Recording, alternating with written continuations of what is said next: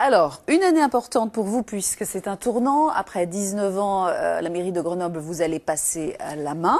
Et puis, il y a cette bataille de la métropole que vous avez menée et qui est en passe d'aboutir.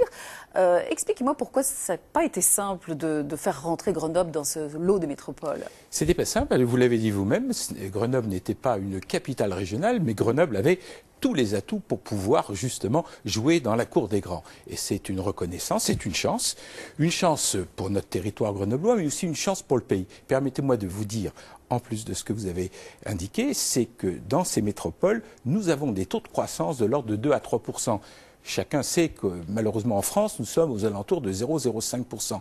Et si on booste encore un peu plus ces grandes villes, ces grandes agglomérations, c'est une chance pour tirer vers le haut le développement économique, donc l'emploi pour notre pays. Expliquez-moi concrètement, qu'est-ce que ça va changer dans la vie des gens? Qu'est-ce que ça va faire? Parce que c'est pas simple, hein, le dossier. Ben, vous l'avez dit vous-même, plus de moyens, plus de ressources, ce sera l'occasion d'avoir évidemment plus de facilité pour développer nos atouts en matière économique. Et Grenoble est déjà bien doté, mais si on peut passer un taux de croissance grâce à ça de 3-4%, ce sera évidemment plus d'emplois, avec plus de ressources. C'est important. Mais c'est aussi dans d'autres domaines. Prenons le social.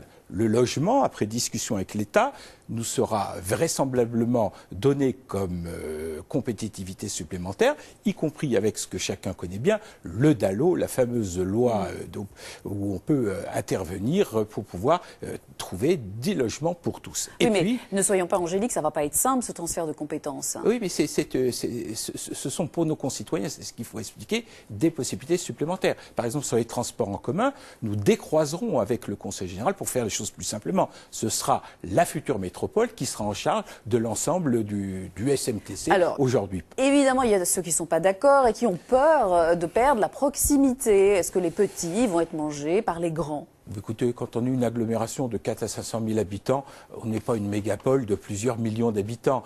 Quand on veut être efficace, on sait bien que nous n'avons pas de très grandes villes en France, ou même en Europe, en dehors de Paris et de Londres. C'est donc une chance, et une chance où on jouera par subsidiarité, comme on dit au niveau européen. Les communes seront en charge des politiques de proximité, et les politiques intégrées seront à la charge de la métropole de demain. On vous voit passionné, c'est tant mieux, c'est le 1er janvier, on termine sur une note un peu sympathique. Objectif 2014, est-ce que vous nous préparez un petit sommet? On sait que vous êtes un montagnard, alpiniste de haute volée.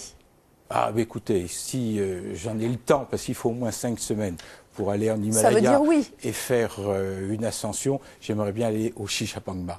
Il faut 5 semaines. Est-ce qu'on m'autorisera à partir 5 semaines? Ça n'est pas certain. Eh bien, écoutez, on vous le souhaite, Michel Destaud. Merci beaucoup.